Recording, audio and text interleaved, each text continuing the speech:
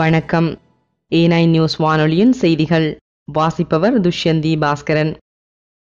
வடபகுதியில் இடம்பெற்று வரும் போரில் ஸ்ரீலங்கா இராணுவம் அண்மை காலத்தில் பெற்றுக்கொண்ட வெற்றிகளின் பின்னணியில் இந்தியாவை இருந்து வந்துள்ளது என தெரிவித்திருக்கும் ஸ்ரீலங்காவின் 2 இராணுவ அதிகாரிகள், இராணுவத்தினருக்கான பயிற்சிகள், புலனாய்வு தகவல்கள் போன்றவற்றை இந்தியாவை வழங்கி வருகின்றது எனவும் குறிப்பிட்டிருக்கின்றனர். நாங்கள் தொடர்ச்சியான முன்னேற்ற வேகத்தை குறைக்கவில்லை, திட்டமிட்ட வகையில் முழுமையான நடவடிக்கைகளில் முன்னேற்றம் கண்டு வருகின்றோம். விடுதலை புலிகளுக்கு எதிரான நடவடிக்கைகளில் புதிய உபாயங்களையும் கையாண்டு வருகின்றோம். இதுதான் எமது வெற்றிக்கான காரணம் என ஸ்ரீலங்கா இராணுவ அதிகாரிகளை ஆதாரம் காட்டி இந்தியன் எக்ஸ்பிரஸ் செய்தி வெளியிட்டுள்ளது. நான் இந்தியாவிலும் பாகிஸ்தானிலும் பயிற்சி பெற்றுள்ளேன். இரு நாடுகளும் எமக்கு அதிக அளவில் உதவுகின்றன என இராணுவ பேச்சாளர் பிரிகேடியர் உதய நாணயக்கார தெரிவித்துள்ளார். இந்தியாவுக்கும் பாகிஸ்தானுக்கும் கிரமமாக எமது அதிகாரிகளை பயிற்சிகளுக்காக அனுப்பி வருகின்றோம் என குறிப்பிடும் அவர், தான் இந்தியாவில் 4 பயிற்சி நெறிகளையும் பாகிஸ்தானில் 3 பயிற்சி நெறிகளையும் பூர்த்தி செய்ததாக கூறுகின்றார். இந்தியாவும் பாகிஸ்தானும் பகைமை நாடுகள் என்பது எமக்கு தெரியும். ஆனால் அது தொடர்பாக நாம் எதனையும் செய்ய முடியாது. இரு நாடுகளிடம் இருந்துமே ஸ்ரீலங்கா படையினர் பிந்திய தொழில்நுட்பத்தை பெற்றுக்கொண்டுள்ளனர். இரு நாடுகளிடம் இருந்துமே நாம் பயன்களை பெற்றுள்ளோம் எனவும் இந்தியன் எக்ஸ்பிரஸுக்கு உதய நாணயக்கார தெரிவித்திருக்கின்றார். மட்டக்களப்பு மாவட்டத்தில் கடந்த சில நாட்களில் 3 மாணவர்கள் மர்மமான முறையில் கடத்திச் செல்லப்பட்டிருப்பது அங்குள்ள மாணவர்கள், பெற்றோர்கள் மற்றும் ஆசிரியர்கள் மத்தியில் பெரும் அதிர்ச்சியையும் அச்சத்தையும் ஏற்படுத்தியிருக்கின்றது. அடுத்தடுத்து 3 மாணவர்களும் காணாமல் போயிருப்பதால் இவர்கள் அடையாளம் தெரியாத குழு ஒன்றினால் கடத்திச் செல்லப்பட்டிருக்க வேண்டும் என பெற்றோரும் மாணவர்களும் தெரிவித்திருக்கின்றார்கள். இவ்வாறான சம்பவங்களுக்கு எதிராக மாணவர்களின் மறியல் போராட்டம் ஒன்றும் நேற்று புதன்கிழமை நடைபெற்றது. அடுத்தடுத்து 3 மாணவர்கள் காணாமல் போயிருப்பதால் இவர்கள் கடத்தப்பட்டிருக்கலாம் என பெற்றோரும் ஆசிரியர்களும் கருதுகின்றார்கள். இதனால் மட்டக்களப்பு கல்விசார் சமூகத்தினர் மத்தியில் பெரும் அதிர்ச்சியும் பீதியும் ஏற்பட்டிருக்கின்றது. அனைத்துலக சூழ்ச்சிக்காரர்கள் இங்கு வருவது பொதுமக்களின் பாதுகாப்பை உறுதிப்படுத்துவதற்காக அல்ல, பிரபாகரனை பாதுகாப்பதே அவர்களின் பிரதான நோக்கமும் தேவையும் ஆகும் என குற்றம் சாட்டியிருக்கும் தேசிய சுதந்திர முன்னணியின் தலைவர் விமல் வீரவன்ச, எமது மக்களுடைய பிரச்சனைகளை எமது அரசும் இராணுவமும் பார்த்து கொள்ளும். இது தொடர்பாக பிரித்தானியா கவலைப்பட தேவையில்லை என கடுமையாக சாடியுள்ளார்.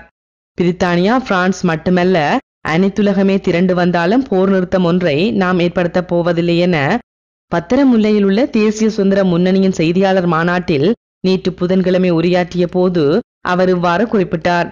ராஜதந்திர போரையும் விடுதலை புலிகளுடனான போரையும் ஸ்ரீலங்கா அரசாங்கம் சிறப்பான முறையில் நடத்தி வருகின்றது. போர் நிறுத்தம் ஏற்பட்டுள்ளதாக சில செய்திகள் பரவியுள்ளன. ஆனால் இந்த செய்தியில் எந்த அளவுக்கு உண்மையில்லை. 7 நாட்களுக்கு போர் நிறுத்தம் செய்யுமாறு கேட்கும் சதிகாரர்களுக்கு ஒன்றை சொல்லி வைக்க விரும்புகின்றேன்.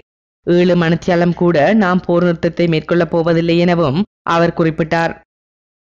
தமிழீழ தாயகத்தில் மக்கள் 24 மணி நேரம் குழிகளுக்குள் பதுங்கியிருக்க பிரித்தானியாவில் அந்த தமிழர்களுக்கு ஒரு நீதி கிடைக்க வேண்டும் என பரமேஸ்வரன் 5 கோரிக்கைகளுடன் உண்ணாநிலை போராட்டம் தொடங்கி இன்றோடு 23 நாட்கள் தன்னுடைய உயிரை இந்த உண்ணாநிலையை தொடரும் பரமேஸ்வரன் பிரித்தானிய அரசாங்கத்தின் அமைதியான போக்கை கண்டித்து தண்ணீர் அருந்துவதை கடந்த திங்களிலிருந்து நிறுத்தியுள்ளார். இதனால் மிகவும் கவலையடைந்த மக்கள் இன்றும் நீண்ட வரிசையில் நின்று அவர் நலன் கருதி வருவதுடன் அவரை தண்ணீர் அருந்தின் உண்ணாநிலை போராட்டத்தை தொடரும்படி வேண்டுகோள் விடுக்கின்றனர். பரமேஸ்வரனின் உண்ணாநிலை போராட்டத்தாலும் தமிழ் மக்கள் கொல்லப்படுவதாலும் மனப்பாதிப்புக்குள்ளான பாடசாலை சிறுவர்கள் இன்றும் பாடசாலையை புறக்கணித்து தங்கள் பாடசாலை சீருடையுடன் கோஷங்களை எழுப்பிய வண்ணம் உள்ளனர். கடைசி ஆண்டு பரீட்சை நடைபெற்றுக் கொண்டிருக்கும் போதும் பல்கலைக்கழக மாணவர்கள் பரமேஸ்வரனுக்கு ஆதரவாக ஒரு நாள் அடையாள உண்ணாநிலை போராட்டத்தை இன்று முன்னெடுத்துள்ளனர். தொடர்ந்தும் தங்கள் ஆதரவை பரமேஸ்வரன் அண்ணாவுக்கு கொடுப்போம் என தெரிவித்துள்ளனர். சீனாவும் பாகிஸ்தானும் தங்களது நலனுக்கு வாய்ப்பு உருவாகி இருப்பதாக உணர்ந்து இலங்கையில் ஆழமாக காலூன்ற தொடங்கிவிட்டன. இறுதியில் இலங்கையினால் நாம் ஒதுக்கப்படும் நிலைக்கு உள்ளாகலாம். வேட்டை நாயுடன் சேர்ந்து வேட்டையாடவும் எங்களால் முடியவில்லை. அஞ்சியோடும் முயலுடன் சேர்ந்து அதற்கு ஆதரவாகவும் ஓட எமக்கு மனமில்லை என்று இந்தியாவின் முன்னாள் ராஜதந்திரியான ராஜீவ் டோக்ரா தெரிவித்துள்ளார். வன்னியில் மோதல்கள் அற்ற பிரதேசமாக அரசால் அறிவிக்கப்பட்டுள்ள பகுதியில் சிக்கியிருக்கும் ஆயிரக்கணக்கான பொதுமக்களுக்கு உதவ சர்வதேச தொண்டு நிறுவனங்கள் ஏதும் செல்ல வேண்டிய அவசியம் ஏற்படவில்லை என்று இலங்கை ஜனாதிபதி மஹிந்த ராஜபக்ஷ இன்று தன்னை சந்தித்த பிரிட்டிஷ் மற்றும் பிரான்ஸ் வெளிநாட்டு அமைச்சர்களிடம் கூறியுள்ளார். கொழும்புக்கு தெற்கே எம்பிலிப்பிட்டிய நகரில் ஜனாதிபதிக்கும் பிரிட்டன், பிரான்ஸ் நாடுகளின் வெளியுறவு அமைச்சர்களான டேவிட் மிலிபேண்ட் மற்றும் பெர்னார்ட் குச்னர் ஆகியோருக்கும் இடையில் நடந்த சந்திப்பின் போது இந்த கருத்துக்கள் தெரிவிக்கப்பட்டதாக அரச வட்டாரங்கள் கூறின. இலங்கை படையினர் வெளிநாட்டு அமைப்புகள் எவற்றின் உதவியுமின்றி அப்பகுதியில் சிக்குண்டிருந்த சுமார் 1,15,000 மக்களை இதுவரை விடுவித்திருப்பதாகவும் எஞ்சியுள்ள நிலப்பரப்பில் சிக்குண்டுள்ள மக்களையும் அவ்வாறே தொடர்ந்து நிதானமாக விடுவிப்பார்கள் என்றும் ஜனாதிபதி அவர்களிடம் தெரிவித்ததாக அரச வட்டாரங்கள் தெரிவித்தன.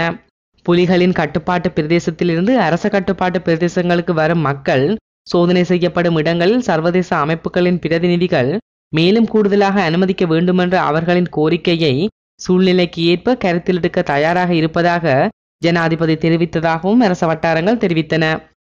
கிளிநொச்சியிலும் அதனை அண்டிய பகுதிகளிலும் அமைந்துள்ள சில வீடுகளில் 15 வயது தொடக்கம் 35 வயதுக்கு உட்பட்ட இளைஞர்கள் மற்றும் யுவதிகள் அடைக்கப்பட்டுள்ளனர். இராணுவ கட்டுப்பாட்டு பகுதிக்குள் வரும் மக்களில் இளவயது பெண்களையும் ஆண்களையும் தனித்தனியாக பிரித்தெடுத்து சந்தேகத்தின் அடிப்படையில் இவர்கள் சிறு சிறு வீடுகளில் தடுத்து வைக்கப்பட்டுள்ளதாக அறியப்படுகின்றது.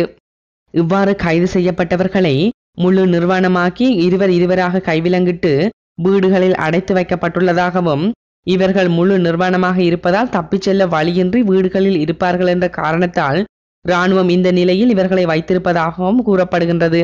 ஒருவேளை மட்டும் உணவு வழங்கப்படும் இந்த மர்ம சிறைச்சாலைகளில் கழிப்பிட அறைகளுக்கு அருகாமையில் இவர்கள் தங்க வைக்கப்பட்டுள்ளதாகவும் மலம் கழிப்பதற்கு கூட இருவராக செல்லும் நிலை காணப்படுவதாகவும் கூறப்படுகின்றது. அடைக்கப்பட்ட வீடுகளில் முழு நிர்வாணமாக நுளம்புக்கடியுடன் மற்றும் பல அவஸ்தைகளில் தமிழர்கள் கைதிகளாக உள்ளதாக எமது புலனாய்வு தகவல்கள் தெரிவிக்கின்றன. குறிப்பாக பெண்கள் சொல்லொணா துயரங்களை அனுபவித்து வருவதாகவும் கூறப்படுகின்றது.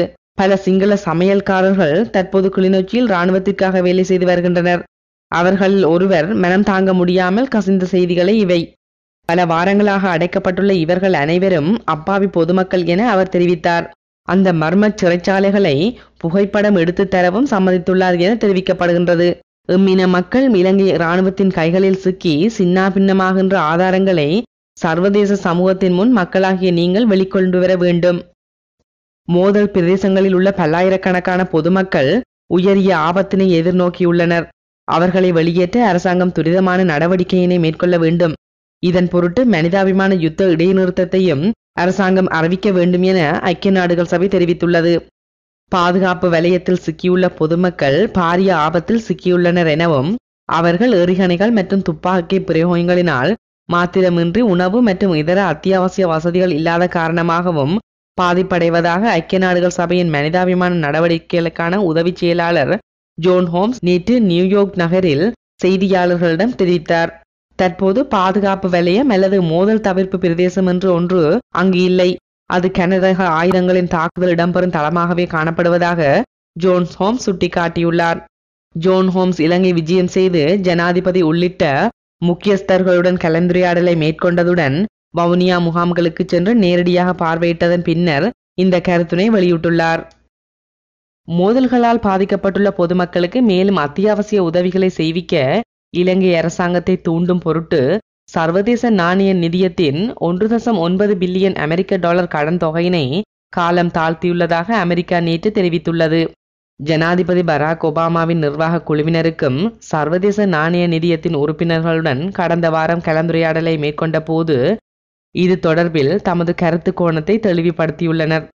இலங்கை அரசாங்கம் பாதிக்கப்பட்ட பொதுமக்களுக்கு மிகவும் குறைவான அளவிலேயே அத்தியாவசிய சேவைகளை வழங்கியுள்ளதாகவும் மோதல் பிரதேசங்களுக்கு சர்வதேச கண்காணிப்பாளர்களை அனுமதிக்க தவறியுள்ளதாகவும் இதன் காரணமாகவே இந்த தீர்மானத்தை மேற்கொண்டுள்ளதாக அமெரிக்கா தெரிவித்துள்ளது.